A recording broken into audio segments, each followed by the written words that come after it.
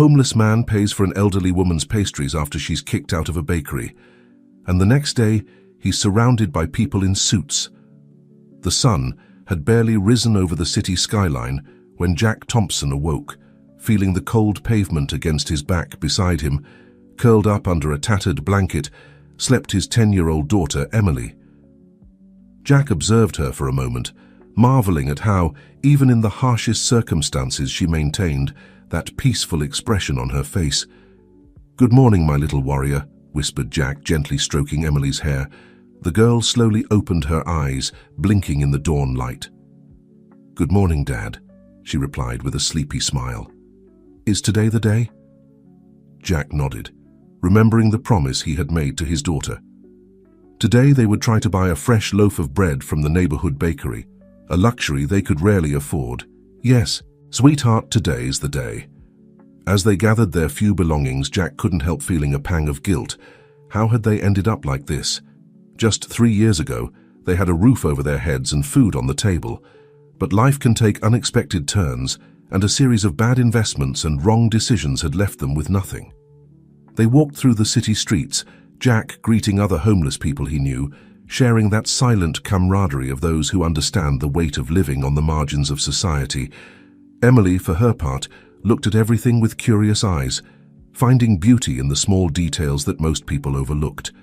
A bird building its nest, a flower growing between the cracks in the pavement. When they reached the corner of Main Street, Jack stopped at his usual spot. He took out a small cardboard box and placed it in front of him, sitting down. On the ground, Emily sat beside him, taking out a worn notebook and a chewed-up pencil. "What are you going to draw today?" asked Jack as the first people began to pass by, some ignoring them, others dropping a few coins in the box. "I'm going to draw our future home," Emily replied with determination.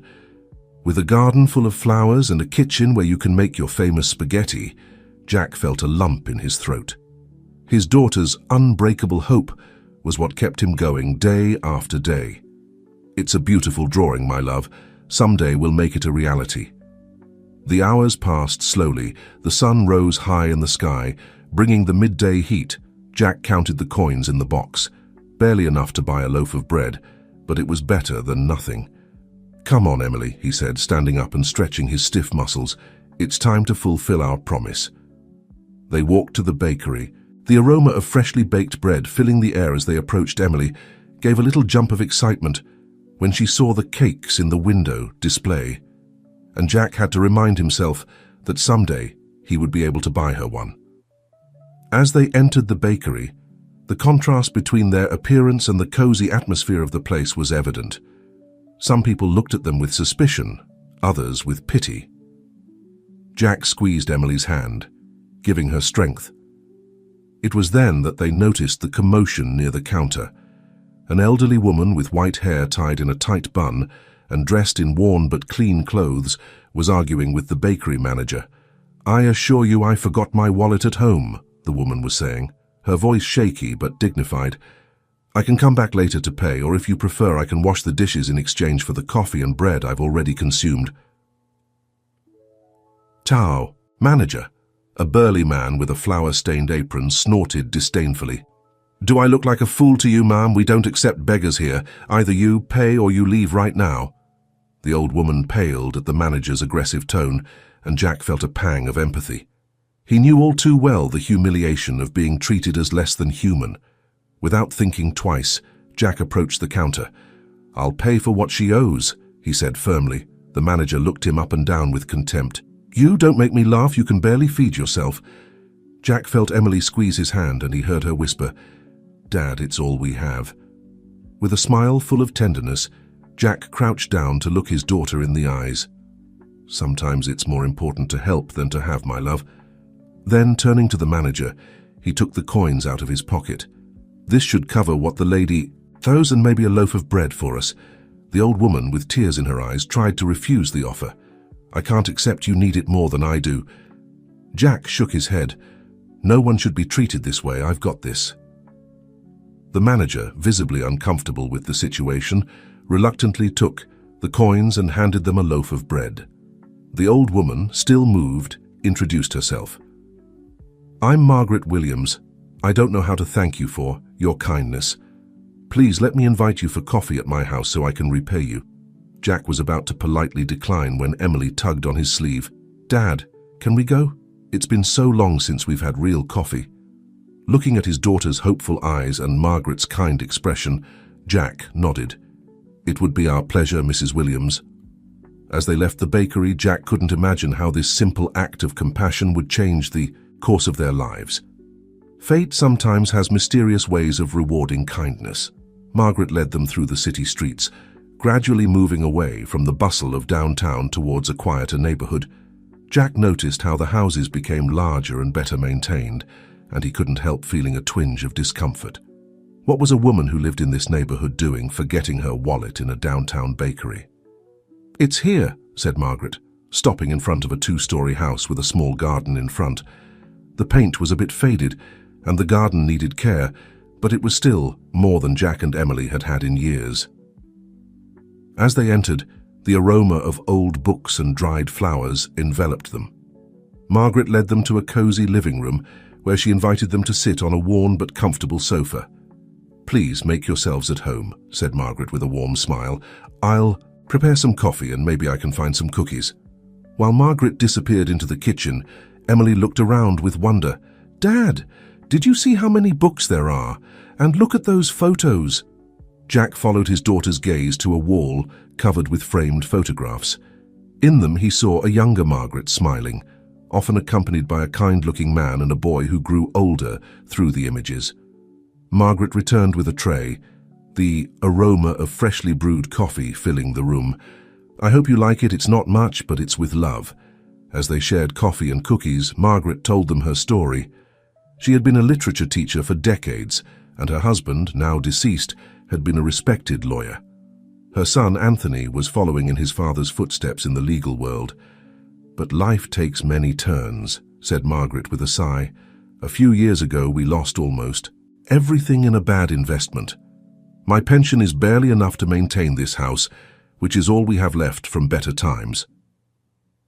Jack listened attentively, feeling an unexpected connection with this woman who, despite the circumstances, maintained her dignity and kindness. "But tell me about yourselves," said Margaret, looking at Jack and Emily with genuine interest.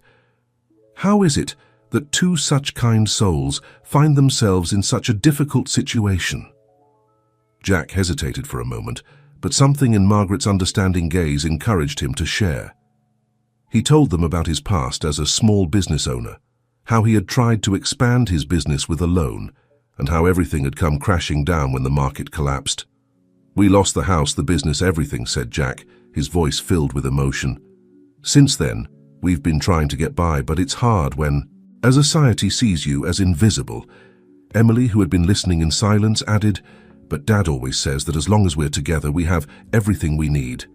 Margaret smiled tenderly at the girl's words. "Your father is a wise man, Emily, and very brave. Not everyone would have done what he did today at the bakery." At that moment, the front door opened, and a middle-aged man, dressed in a suit and tie, entered the living room. "Mom, are you okay? I saw your message and came as fast as I—" The man stopped short when he saw Jack and Emily. "Oh, I didn't know we had visitors." Margaret stood up to greet her son. "Anthony, I'm glad you're here. Let me introduce you to Jack and his daughter, Emily. They helped me today in a way you couldn't imagine." As Margaret recounted the events at the bakery, Anthony listened with growing interest, his gaze moving from his mother to Jack and Emily. "It's incredible," said Anthony when Margaret finished her story. "In these times, it's rare to find people willing to help strangers like that." Jack, feeling a bit uncomfortable with the praise, simply said, "Anyone would have done the same." Anthony shook his head. "You're wrong, Jack. Not just anyone would have done it. In fact—" He paused, as if considering something important. "There's something I'd like to talk to you about, if you have a moment." Margaret seemed to understand what her son was thinking. "Emily, dear, would you like to see my book collection while your father and Anthony talk?" Emily's eyes lit up at the proposal, and after receiving a nod from Jack, she followed Margaret to another room. Once alone, Anthony sat across from Jack, his expression serious but kind. "Jack, What you did today for my mother is extraordinary, especially considering your own situation. It's made me think about a project we've had in mind for some time." Jack listened attentively, intrigued by the turn the conversation was taking. "You see," Anthony continued, "my mother has always wanted to do something to help homeless people. We have a property, a large house on the outskirts of the city, that we've been thinking of turning into a shelter. The problem is that we need someone who can manage it, someone who truly understands the needs of people in that situation." Jack felt his heart racing. Was Anthony suggesting what he thought he was? "What I want to propose, Jack, is that you be the one to help us set up and manage that shelter. You'd have a salary, of course, and a place to live with Emily. I know it's sudden and we barely know each other, but something tells me you're the right person for this." Jack was speechless for a moment, overwhelmed by the magnitude of what Anthony was offering him. It was more than he had dared to dream in years. I don't know what to say," Jack stammered. "It's an incredible opportunity, but are you sure? I mean, it's been years since I've handled anything like a business or administration." Anthony smiled understandingly. "I understand your doubts, Jack, but what we need isn't just someone with administrative skills. We need someone with heart, someone who understands firsthand what it means to be in that situation. And today you've demonstrated exactly the kind of compassion and empathy we're looking for." Jack felt a mix of emotions: hope, fear, gratitude, uncertainty.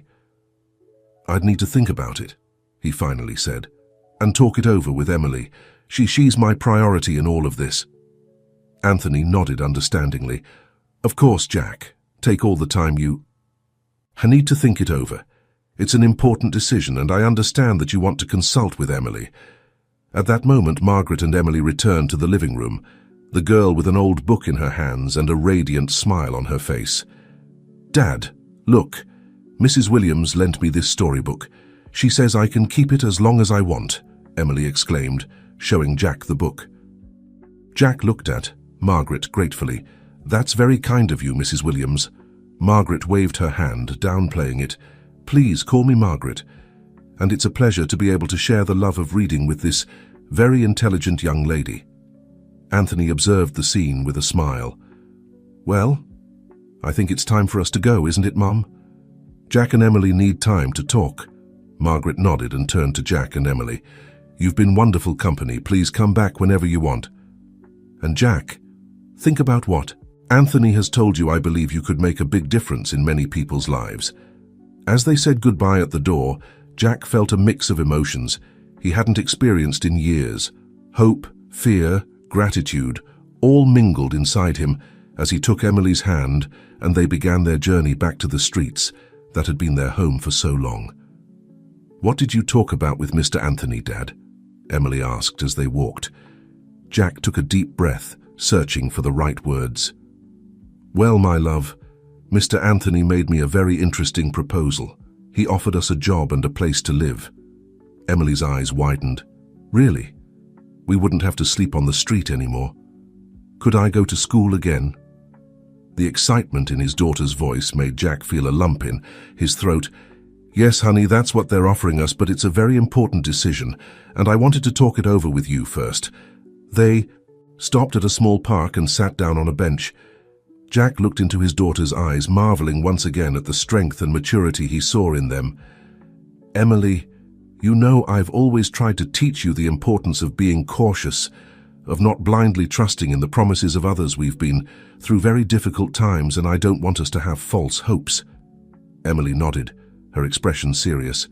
"I know, Dad, but you always say we have to have faith, and that things can get better if we don't lose hope." Jack smiled, moved by his little one's wisdom. "You're right, my love, and this could be the opportunity we've been waiting for. But I want you to understand that it won't be easy. I'll have to work very hard and learn many new things, and you'll have to adapt to a new life too." "I'm ready, Dad," Emily said with determination. "We've always been in this together, right? We can do it." Jack hugged his daughter, feeling tears welling up in his eyes. "Yes, my little warrior, together we can do anything." That night, as they cuddled in their usual corner under a bridge, Jack couldn't stop thinking about Anthony's offer. On one hand, it was the opportunity they had been waiting for years. On the other, the fear of failure, of disappointing not only Emily but also Margaret and Anthony, tormented him. "What are you thinking about, Dad?" Emily asked, noticing the worry on her father's face. Jack smiled weakly. "About the future, honey. About all the possibilities that are opening up before us." Emily cuddled closer to him. "You know, Dad, today when I was looking at Mrs. Margaret's books, I found a phrase I really liked. It said, 'Courage is not the absence of fear, but the decision that there is something more important than fear.'" Jack looked at his daughter in amazement. "That's very profound, Emily. Do you understand what it means?" Emily nodded. "I think so. It means it's okay to be afraid, but we shouldn't let fear stop us from doing what's right or what can improve our lives." At that moment, Jack felt as if a weight had been lifted from his shoulders. His daughter, with her innocence and wisdom, had put into words exactly what he needed to hear. "You're right, my love," said Jack, kissing Emily's forehead. "Tomorrow we'll call Mr. Anthony and tell him we accept his offer. It's time we face our fears and take a step towards a better future." Emily smiled broadly and hugged her father tightly. "Yes, I knew you'd make the right decision, Dad. I'm so proud of you." As Emily fell asleep, Jack looked at the stars peeking out between the bridge beams. For the first time in years, he felt a spark of true hope ignite in his heart. Tomorrow would be the beginning of a new life, a life full of challenges, but also of possibilities. What Jack didn't know was that this decision would not only change his and Emily's lives, but it would put him on the path to discovering hidden truths about his past and facing challenges he never imagined fate had set in motion, a series of events that would shake the foundations of his world and lead him to face the man responsible for his fall from grace. But for now, in the stillness of the night, father and daughter slept, dreaming of a future full of promises and new beginnings. Morning arrived with a promise of change in the air. Jack woke up before Emily, watching how the first rays of sun filtered through the bridge beams. Today was the day they would take a step towards a new life, and although excitement bubbled inside him, he couldn't help but feel a pang of anxiety. "Emily, honey, it's time to wake up," whispered Jack, gently stroking his daughter's hair. The girl stirred, slowly opening her eyes. For a moment she seemed confused, but then a smile lit up her face. "Today's the day, Dad. We're going to call Mr. Anthony." Jack couldn't help but smile at his daughter's enthusiasm. "That's right, my love. But first, we need to clean ourselves up as best as we can. We want to make a good impression, right?" Using water from a nearby public fountain, Jack and Emily washed up as best they could. Emily even managed to untangle her hair using an old comb they kept as a treasure. With his heart beating rapidly, Jack approached a public phone. He dialed the number Anthony had given him the day before, silently praying that everything would go well. "Hello?" Anthony's voice sounded on the other end of the line.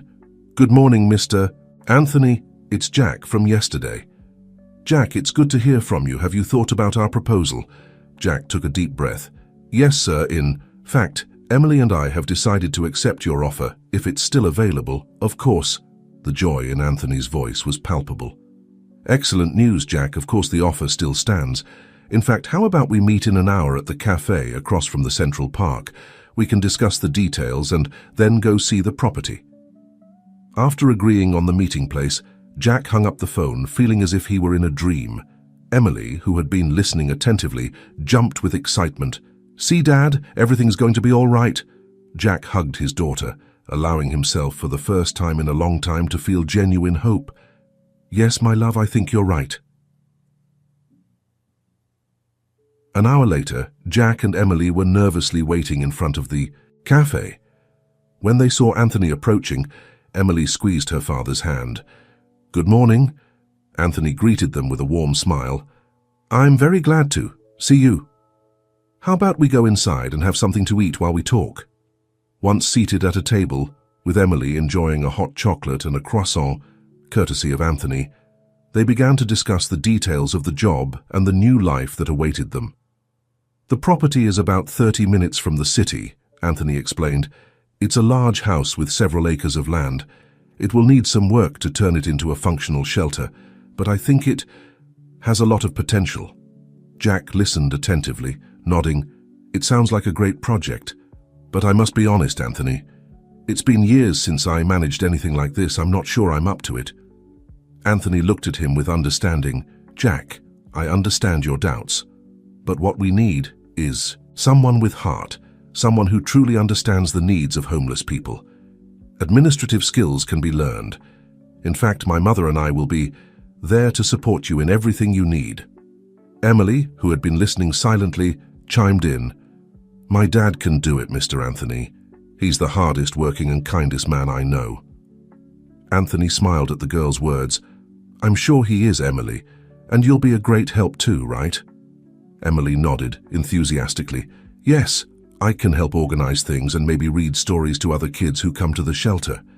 The conversation continued, discussing details about the salary, responsibilities and plans for the future. Jack felt his head spinning with all the information, but he also felt a growing excitement about the possibilities opening up before them. Well, Anthony finally said, how about we go see the property? That way, you can get a clearer idea of what awaits you. The trip in Anthony's car was a surreal experience for Jack and Emily. It had been years since they had traveled in a vehicle, and seeing the city fade behind them as they entered more rural areas gave them a sense of adventure and new beginnings. When they finally arrived at the property, Jack couldn't help but hold his breath. Before them stood a large colonial-style house surrounded by trees and with expansive grounds stretching as far as the eye could see. Although it was evident that the property needed work, the paint was peeling in some places and the garden was neglected, Jack could immediately see the potential of the place. It's impressive, Jack murmured, while Emily excitedly ran around the front yard. Anthony smiled. Wait until you see the inside. It has more than 10 bedrooms, a large kitchen, and several common areas with some work. It can comfortably house several families. As they toured the house, Jack found himself imagining how each space could be transformed. Here a cozy living room, there a community dining room, over there a play area for the children. And this, said Anthony, opening the door to a room on the second floor, would be your private area. It has 2 connected rooms. Perfect for you and Emily. Jack entered the room, feeling a mix of emotions. It was more space than they had had in years, and the idea of having a place they could really call home overwhelmed him. What do you think, Emily? He asked, turning to his daughter Emily, who had been exploring every corner with curiosity, threw herself into her father's arms. It's perfect, Dad. Can we stay, please? Jack looked at Anthony, who was patiently waiting for his response. At that moment, all the doubts and fears he had been harboring seemed to vanish.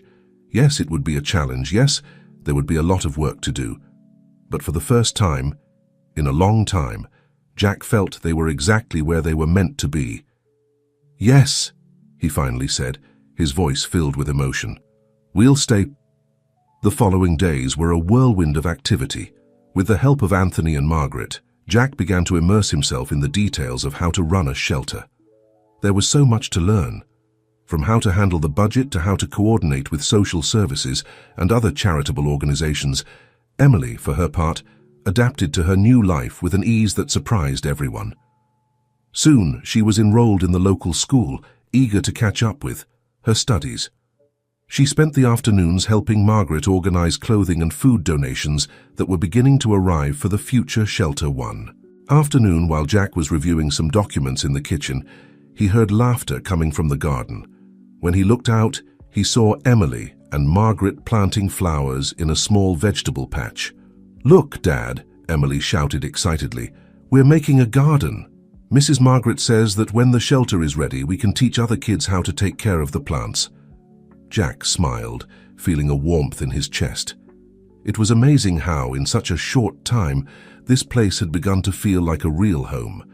However, not everything was rosy. As Jack delved deeper into the financial aspects of the project, he began to notice some discrepancies in the old property records. Anthony, he asked one day, as they were reviewing some documents together, Who was the previous owner of this house? Anthony frowned, as if the question made him uncomfortable. It was owned by a local. Businessman, why do you ask? Jack pointed to some figures in the papers in front of them. There's something that doesn't add up in these numbers. It seems there was a rather sudden property transfer a few years ago, and the values don't match the market at the time. Anthony seemed to tense for a moment, but then relaxed, offering a smile that didn't reach his eyes. Oh, it's probably just an administrative error. Don't worry about it, Jack. Focus on the future of the shelter, okay? Jack nodded, but a feeling of unease settled in his stomach. There was something about Anthony's reaction that didn't sit right with him, but he decided not to push the issue for now. That night, as Emily slept peacefully in her new room, Jack stayed awake, looking out the window at the darkened grounds of the property. He was grateful for this opportunity, for Margaret and Anthony's kindness, for the chance to give Emily a better life. But he couldn't shake the feeling that there was more to this story than they were telling him. What have I gotten myself into? He murmured to himself, not knowing that soon he would discover that his past and that of this property were more intertwined than he could have ever imagined. The next morning, Jack woke up early, determined to move forward with the shelter preparations despite his concerns. As he was preparing breakfast for Emily, he heard someone knocking at the door. Upon opening it, he found himself face to face with a middle-aged man, dressed in an impeccable suit and with a serious expression on his face. "Good morning," the man said in a deep voice. "Are you Jack Thompson?" Jack nodded, feeling a sudden apprehension. "Yes, that's me. How can I help you?" The man extended a business card. "My name is Daniel Carter. I'm a private investigator. I'd like to ask you some questions about this property and your relationship with the Williams family." Jack felt the ground moving beneath his feet. A private investigator? What was going on? I'm not sure I can help you, Jack stammered. "I've only known the Williams for a few weeks." Daniel Carter looked at him fixedly, as if evaluating him. "Mr. Thompson, I believe there are things about this property and about the Williams that you should know, things that could directly affect your future and that of your daughter." At that moment, Emily appeared behind Jack, curious to know who was at the door. Jack, feeling a protective instinct, kept her behind him. "Look, Mr. Carter," said Jack, trying to stay calm. "I don't know what's going on here, but I have a daughter to take care of and a job to do. If you have something to say it clearly." "Daniel?" Carter looked at Emily and then back at Jack. His expression softened slightly. "I understand your position, Mr. Thompson, but I assure you that what I have to tell you is of utmost importance. Could we talk in private, perhaps later?" Jack hesitated for a moment, but finally nodded. "All right, this afternoon after my daughter returns from school. But I warn you, if this is some kind of deception—" "I assure you it's not," Carter interrupted. "Until this afternoon, then." As he watched the investigator walk away, Jack felt the weight of the world falling on his shoulders once again. Just when he thought things were finally getting better, the past seemed to be catching up with them once more. "Who was that man, Dad?" Emily asked. Gently tugging on his sleeve, Jack turned to his daughter, forcing a smile he didn't feel. "Just someone who wants to talk about the shelter, honey. Don't worry. Now how about we have breakfast? You don't want to be late for school." As Emily ate her breakfast, Jack couldn't stop thinking about the unexpected visit. What secrets did this property hide, and what role did the Williams play in all of this? One thing was clear. The answers he would get that afternoon could change everything. The day passed with an overwhelming slowness for Jack. Every task, every preparation for the shelter seemed to be tinged by the shadow of the impending meeting with investigator Daniel Carter. As the sun began to set, Jack's anxiety reached its peak. Emily returned from school, bubbling with enthusiasm about her day, oblivious to the storm that was brewing. Jack listened with a forced smile, trying to stay calm for his daughter's sake. "Honey," Jack said when Emily finished recounting her school adventures, "I have to meet with someone important this afternoon. Would you mind staying with Mrs. Margaret for a while?" Emily nodded cheerfully. "Of course not, Dad. Mrs. Margaret promised she'd teach me how to make cookies today." With Emily safely in Margaret's company, Jack waited on the porch of the main house the sun was, setting behind the trees when he saw Daniel Carter's car approaching down the gravel driveway. "Good evening, Mr. Thompson," Carter greeted as he got out of the vehicle. I appreciate you agreeing to speak with me. Jack nodded curtly. Let's get to the point, Mr. Carter. What is it you need to tell me? Carter looked around as if making sure they were alone. Perhaps we should talk in a more private place. They entered the house and headed to the study Jack had been using. Once there, Carter took a folder out of his briefcase and placed it on the desk. Mr. Thompson, what do you really know about how the Williams family obtained this property? Jack frowned. Not much, to be honest. I know it belonged to a local businessman and that there was a property transfer a few years ago. Why? Carter opened the folder, revealing a series of documents and photographs. Because that property transfer is at the center of a much larger investigation. Does the name Robert Anderson ring a bell? Jack felt as if he had been punched in the stomach. Anderson? Yes, I know him. He was the investor who ruined my business years ago. What does he have to do with all this? Carter nodded, as if Jack's reaction confirmed something. Robert Anderson didn't just ruin your business, Mr. Thompson. He's been involved in a series of fraudulent financial operations for years, and this property was one of his possessions. Jack sank into a chair, trying to process the information. But how are the Williams involved with Anderson? It's complicated, Carter replied. You see, Margaret Williams and her late husband were victims of one of Anderson's schemes, just like you. They lost almost everything. But their son, Anthony. Jack felt his blood run cold. What about Anthony? Carter took a photograph out of the folder. In it, Anthony was seen shaking hands with an older, imposing-looking man. Jack immediately recognized Robert Anderson. Anthony Williams has been secretly working for Anderson for years, Carter explained. He was the one who orchestrated the transfer of this property to his mother's name as part of an elaborate money laundering scheme. Jack stood up, feeling a mix of anger and betrayal. No, it can't be. Anthony has helped us. He's given us a chance. Carter looked at him with understanding, and he probably did it with good intentions. But Mr. Thompson, you and your daughter are in the middle of something much bigger and more dangerous than you imagine. At that moment, a noise was heard in the hallway. Jack quickly turned to see Anthony standing in the doorway, his face a mask of shock and guilt.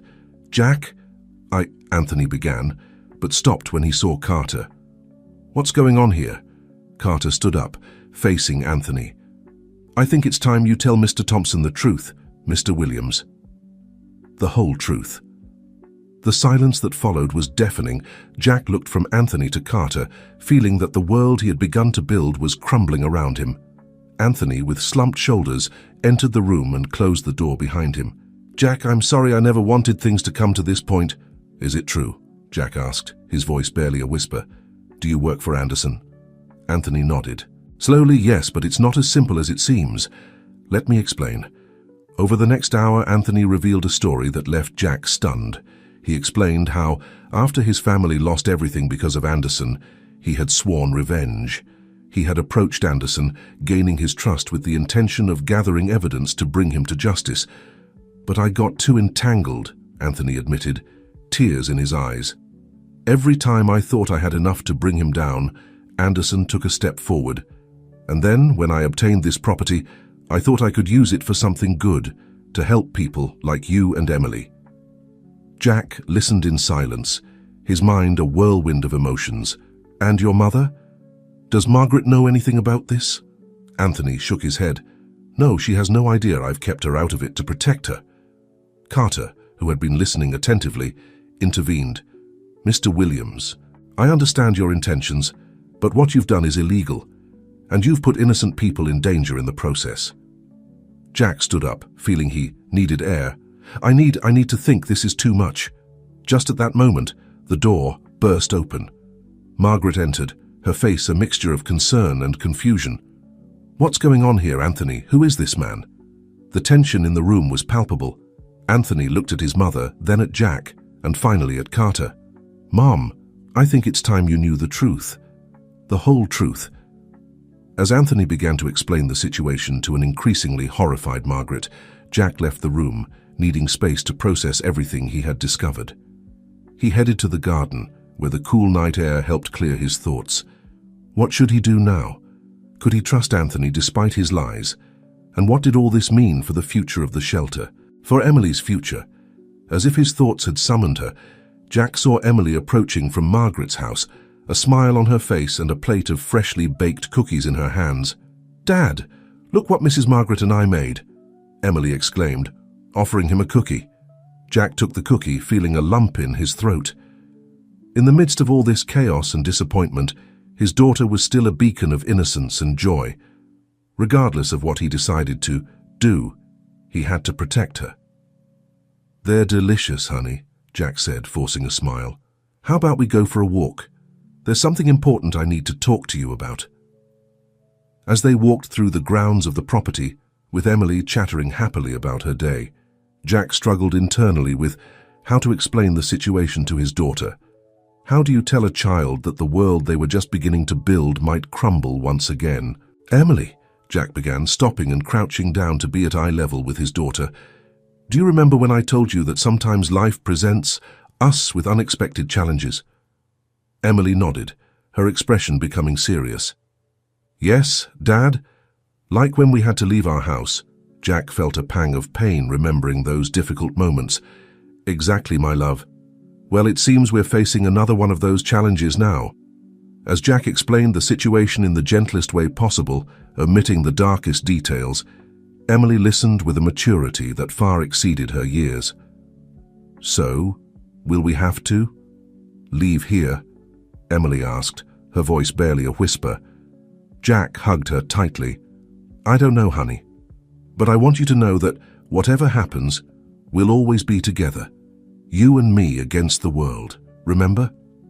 Emily nodded against her father's chest. "I remember, Dad. And I'm not scared if we're together." As they returned to the house, Jack saw Anthony waiting for them on the porch.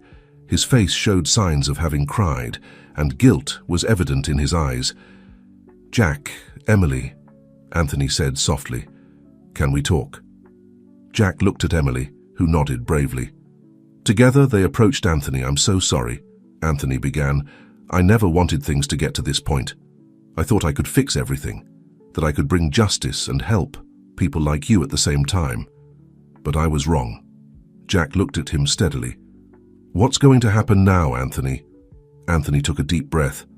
"I've decided to turn myself into the authorities. I'm going to confess everything I know about Anderson and his operations. It's the only way to make things right." Jack was surprised by this declaration.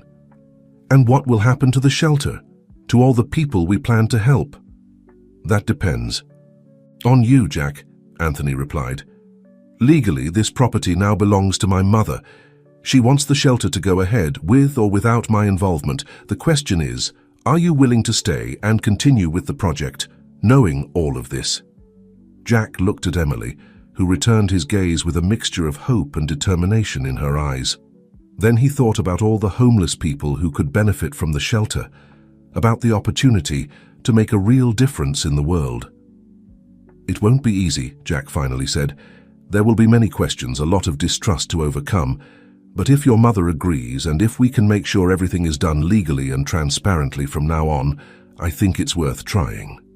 Anthony nodded, a small smile of relief crossing his face. "Thank you, Jack. I know I don't deserve your trust, but I promise I'll do everything I can to make things right, even from jail if necessary."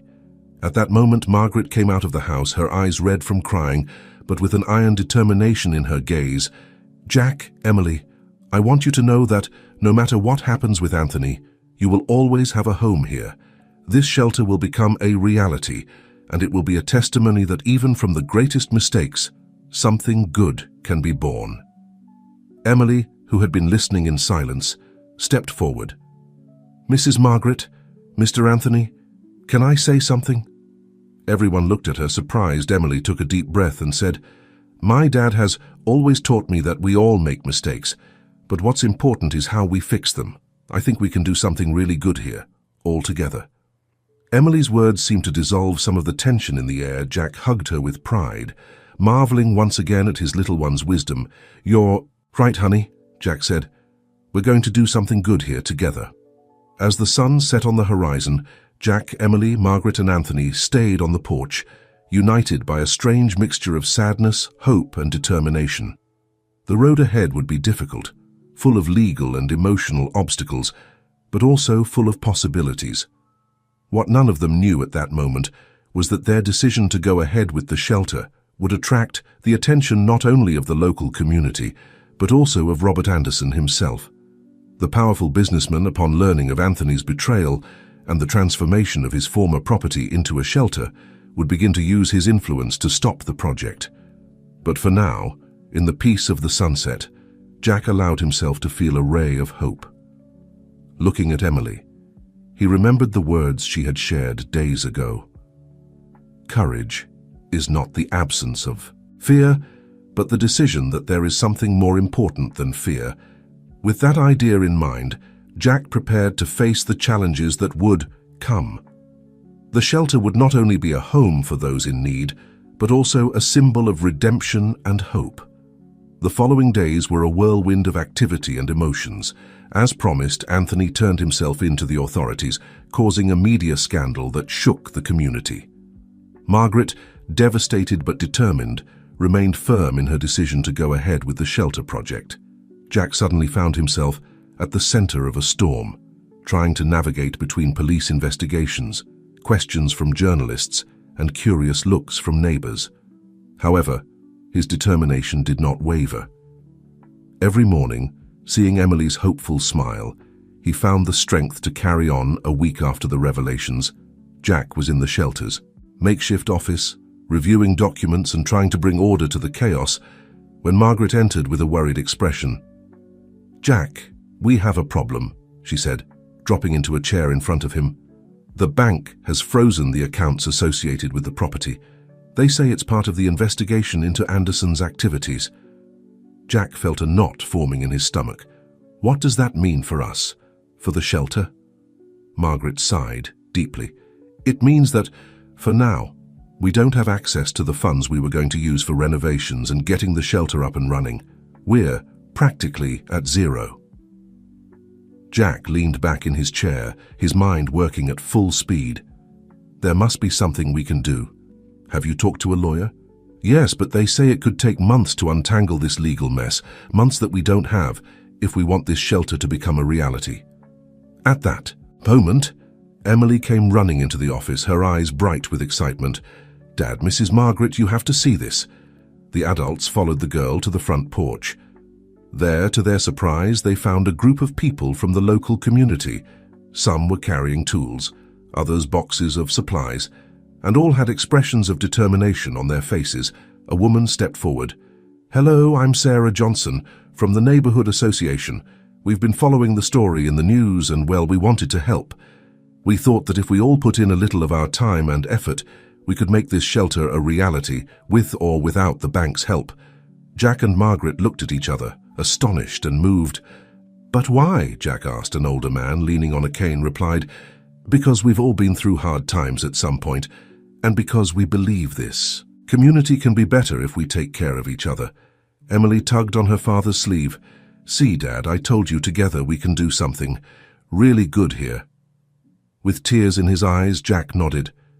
"You're right, my love. You always have been." Days turned into weeks and weeks into months. The shelter began to take shape thanks to the collective effort of the community. Where there were once empty and deteriorated rooms, there were now cozy spaces full of life. The garden, once neglected, was transformed into an oasis of peace and beauty. However, not everything was rosy. As the project gained notoriety, it also attracted unwanted attention. One afternoon, while Jack was supervising the installation of new beds in one of the rooms, he received a call that chilled his blood. "Mr. Thompson," said a grave voice on the other end of the line. "This is Robert Anderson, I believe. It's time for you and I to have a conversation." Jack felt the world stop for a moment. How did you get this number?" Anderson's laugh was cold and calculating. "Oh, Jack, I have my resources, but that's not important now. What matters is that you're playing with fire, and I'm afraid if you're not careful, you could get burned along with everyone you care about." "Is that a threat?" Jack asked, trying to stay calm. "Call it a friendly warning. That shelter you're building, it's destined to fail. It would be a shame if all those community efforts were in vain, don't you think? But perhaps we could come to an agreement that benefits us both." Jack gripped the phone tightly. "I'm not interested in any agreement with you, Anderson. What we're doing here is legal and right." "Ah, Jack," Anderson sighed, "always so noble. But remember, nobility doesn't pay the bills or protect loved ones. Think about it, I'll be in touch." The call ended, leaving Jack shaking with rage and fear. How dare Anderson threaten him, threaten everything they had worked so hard for? That night, after putting Emily to bed, Jack met with Margaret in the kitchen he told her about. Anderson's call watching the woman's face pale with each word. "My God, Jack," Margaret whispered. "What are we going to do?" Jack looked out the window towards the half-built shelter. "I don't know, Margaret, but I know we can't give up. We've come too far. We've inspired too many people. We can't let Anderson take this away from us." Margaret nodded slowly. "You're right, but we need help. We can't face someone like Anderson alone." "Maybe," Jack began, an idea forming in his mind, "maybe we don't have to do it alone. The community has already shown us their support. What if we bring this fight into the public light? Anderson operates in the shadows, but we can operate in broad daylight." Margaret looked at him, a spark of hope lighting up in her eyes. "What do you have in mind?" "A press conference," Jack said, his voice gaining confidence. "We'll tell our story, the true story behind this shelter. We'll talk about Anderson's corruption and how it has affected so many lives. If we expose his actions to public scrutiny, maybe we can protect ourselves and the shelter at the same time." Margaret considered the idea for a moment. "It's risky. Jack Anderson is powerful and has many connections. It could be dangerous for all of us." "I know," Jack admitted, "but what alternative do we have? We can't live in fear, not after all we've accomplished." As they discussed the details of their plan, neither of them noticed Emily, who was silently listening from the stairs. The girl, with a determination that rivaled her father's, made a decision at that moment she too would do her part to protect their new home and the people she loved. The next morning, while Jack and Margaret prepared to contact the local media, Emily put her own plan into motion. With the help of her new school friends, she began organizing a social media campaign to tell the story of the shelter and expose Anderson's actions. What no one knew at that moment was that the actions of this brave 10-year-old girl would be the spark that would ignite a much larger movement, one that would shake the foundations of Anderson's empire and change the course of their lives forever. As the community prepared to face Anderson and Emily secretly worked on her campaign, Jack faced his own internal conflict. Was he doing the right thing by exposing his daughter and everyone he cared about to potential danger? Or was this the moment to take a firm stand against injustice, regardless of the consequences? The answer to these questions would come soon, and with it, an unexpected turn that no one could have anticipated. Dawn arrived with a mixture of anticipation and fear. Jack woke up before the alarm went off, his mind already racing with plans for the press conference that would be held that afternoon. He dressed silently, trying not to wake Emily, who was sleeping peacefully in the adjoining room. As he went downstairs, he found Margaret in the kitchen. The older woman seemed not to have slept all night, with dark circles under her eyes, but an iron determination in her gaze. "Good morning, Jack," Margaret greeted, offering him a cup of coffee. "Are you ready for today?" Jack took the cup, grateful for the warmth and caffeine. "As ready as I can be. Have you heard anything from Anthony?" Margaret shook her head. "His lawyer says he's fully cooperating with the authorities, but the case is complex. It could be a long time before we have any concrete news." Jack nodded, thoughtful. Anthony's absence felt like a void in the house, a constant reminder of how their lives had changed in such a short time. "Do you think we're doing the right thing, Margaret?" Jack asked, his voice barely a whisper. "Exposing all of this, it could put not only us in danger, but everyone who has helped us." Margaret put a comforting hand on his shoulder. "Jack, sometimes the greatest danger is doing nothing. If we stay silent, Anderson will win. And not only will we lose, but so will all the people this shelter could help in the future." Her words were interrupted by the sound of footsteps on the stairs. Emily appeared, rubbing her eyes sleepily. "Good morning," the girl mumbled, heading straight to hug her father. Jack hugged her tightly, feeling a wave of love and protection. "Good morning, my little warrior. Did you sleep well?" Emily nodded, but Jack noticed an unusual gleam in her eyes, as if she were hiding something. Before he could inquire further, the doorbell rang, startling them all. Margaret went to answer, returning moments later with a surprised expression on her face. "Jack, it's Investigator Carter. He says he has important information." Daniel Carter entered the kitchen, his face a mask of professional seriousness. "Good morning, everyone. I'm sorry for the intrusion so early, but I thought you'd want to know this before your press conference." Jack tensed, preparing for more bad news. "What's going on, Mr. Carter?" The investigator took a folder out of his briefcase. "I've been following some leads on Anderson's operations, and I think I've found something that could be crucial to your case." As Carter explained his findings, showing documents and photographs, Jack felt his head spinning.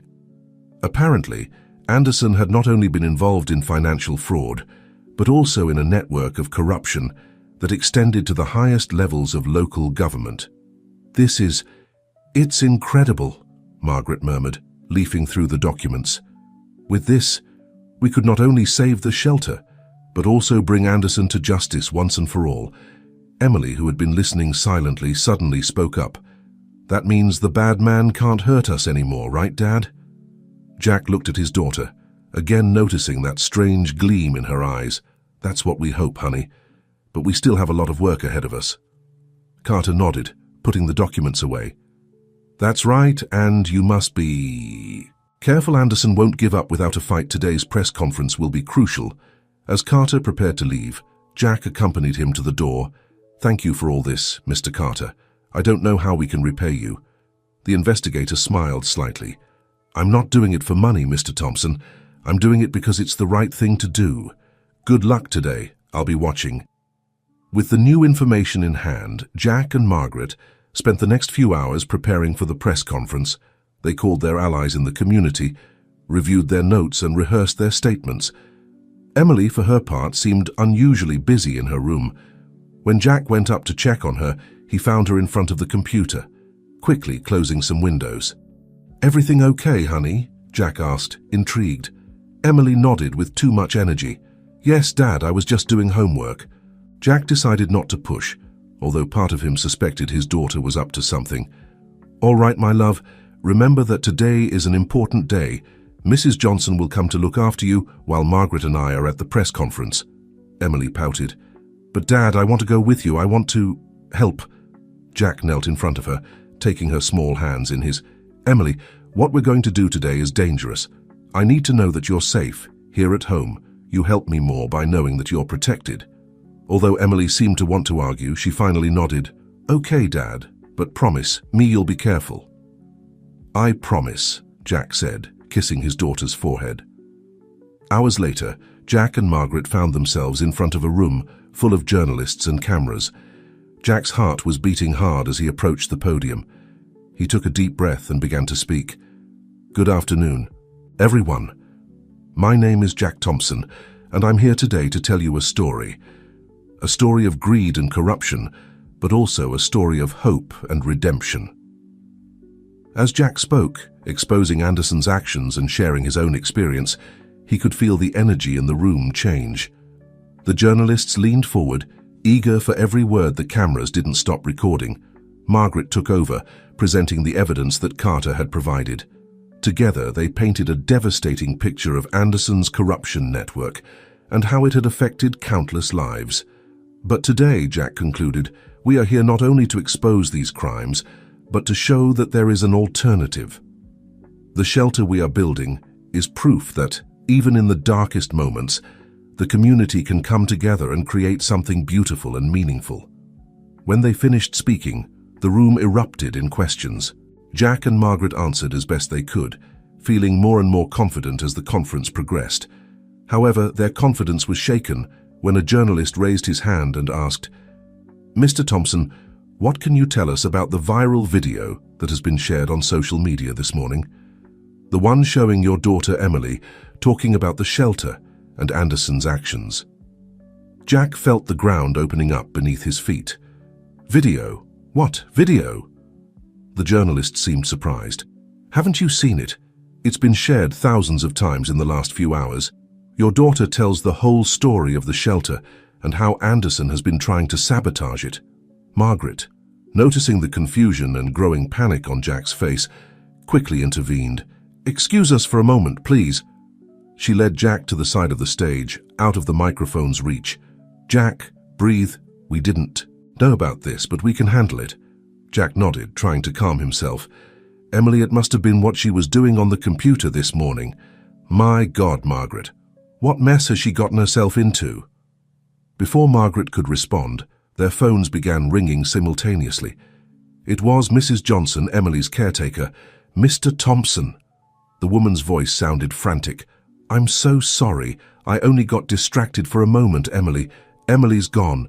She left a note saying she was going to help save the shelter." Jack felt the world stop his daughter. His little Emily was out there alone, exposed to the danger he had so feared.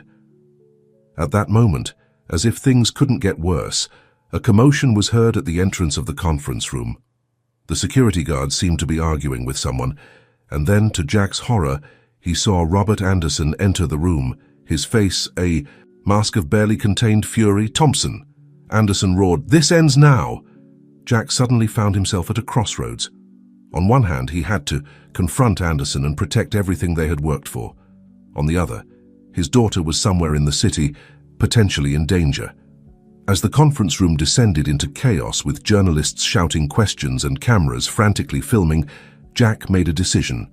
He turned to Margaret, his voice firm despite the fear he felt. "Margaret, I need you to take charge here. Confront Anderson, show the evidence I have to find Emily." Margaret nodded, understanding the gravity of the situation. "Go, Jack, find Emily. I'll handle this." With one last glance at the chaotic scene behind him, Jack ran out of the room, his heart pounding with a mixture of fear and determination. As he ran through the city streets, desperately searching for his daughter, he couldn't help but think about how they had come to this point. What Jack didn't know was that Emily wasn't alone. The brave girl had managed to gather a group of her classmates, and together they were on their way to City Hall, determined to make their voices heard and defend the shelter that had become a symbol of hope for the entire community. Meanwhile, in the conference room, Margaret faced Robert Anderson, years of resentment and pain converging in this crucial moment. The battle for the future of the shelter and for justice itself was about to reach its climax. And somewhere in the city, a little girl with a brave heart was about to change the course of history in ways that no one could have imagined. The fate of everyone hung by a thread, and the next few hours would determine whether truth and justice would prevail over greed, and corruption. Chaos reigned in the city streets. Jack ran desperately, his heart pounding as he searched for Emily on every corner, in every square. The image of his little girl, vulnerable and alone in the midst of this storm, tormented him with every step. "Emily!" he shouted, ignoring the curious glances from passers-by. "Emily, where are you?" Meanwhile, in the conference room, Margaret faced Robert Anderson. The powerful businessman, in his impeccable suit and arrogant smile, seemed out of place amid the chaos of journalists and cameras. "Mrs. Williams," Anderson said, his voice a threatening whisper, "you're making a serious mistake. We still have time to resolve this privately." Margaret, however, was not intimidated. With determination shining in her eyes, she approached the microphone. "Ladies and gentlemen," she began, her voice firm despite the trembling in her hands. "What you're about to see is evidence of years of corruption and organized crime, orchestrated by the man present here, Robert Anderson." As Margaret presented the evidence, document after document, the cameras didn't stop recording, journalists wrote frantically, capturing every word. Anderson, for the first time, seemed to lose his composure, his face paling with each new revelation. Elsewhere in the city, Emily led her small army of classmates towards City Hall. Determination shone in her eyes as she held a sign that read, "The shelter is our future." "Come on, guys," she encouraged her friends.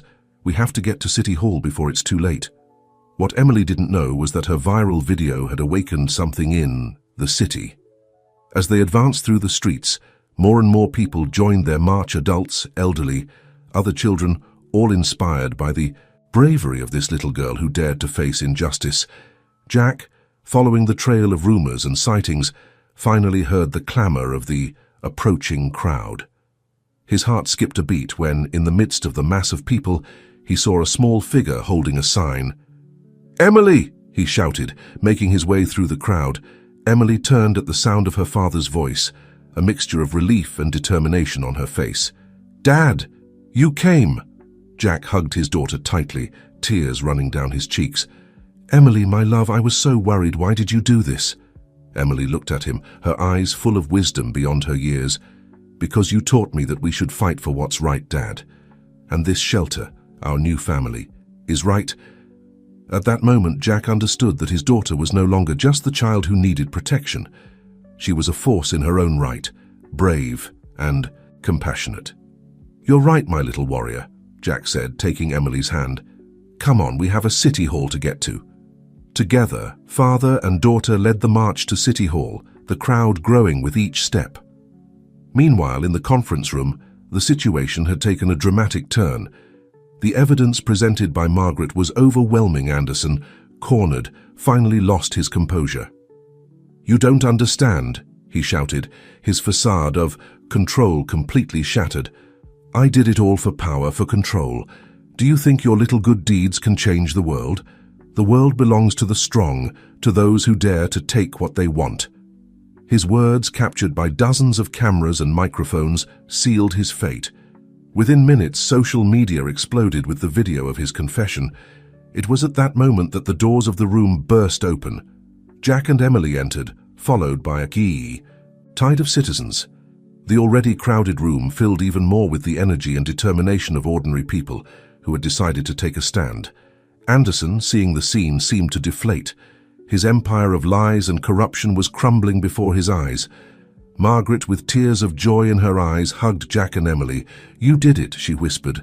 "We all did it." Amidst the chaos and emotion, a sudden silence fell over the room as Emily stepped forward. With a courage that astonished all present, the little girl approached the microphone. "My dad always says that a home isn't just a place, but the people who love and care for you," she began, her voice clear and firm. "The shelter we're building isn't just for homeless people, it's for all of us. It's a reminder that together we can do incredible things." Her words, simple but powerful, resonated in the room and soon, throughout the city, through live broadcasts. At that moment, something changed. It was no longer just a fight against Anderson or for a shelter. It was the awakening of a community, rediscovering its power and its heart. The following weeks were a whirlwind of events. Anderson was arrested. His empire of corruption dismantled piece by piece. Anthony, thanks to his cooperation and the testimony of Jack and Margaret, received a reduced sentence and the opportunity to redeem himself. The shelter, far from being shut down, became the center of a community renewal movement. Donations came from everywhere. Volunteers offered to help, and little by little, Jack, Margaret, and Emily's dream became a reality. A month after that fateful day, Jack found himself on the porch of the shelter, watching as a group of children, led by Emily, planted flowers in the garden. Margaret joined him, a cup of coffee in her hands. "Who would have imagined we'd get to this?" Margaret said, a warm smile on her face. Jack nodded, his heart full of gratitude. "Certainly not me. When we arrived here, I was so scared, so unsure. And look at us now," Margaret completed. "We've created something beautiful, something that will last." At that moment, Emily ran towards them, her hands full of dirt, but her face radiant with happiness. "Dad, Mrs. Margaret, come see the flowers we planted." As they followed Emily to the garden, Jack couldn't help but marvel at the turn his life had taken, from living on the streets to leading a shelter that was changing lives, from fearing for the future to being part of building a better one. "You know, Emily," Jack said, kneeling next to his daughter in front of a small flower bud, "these flowers are like us.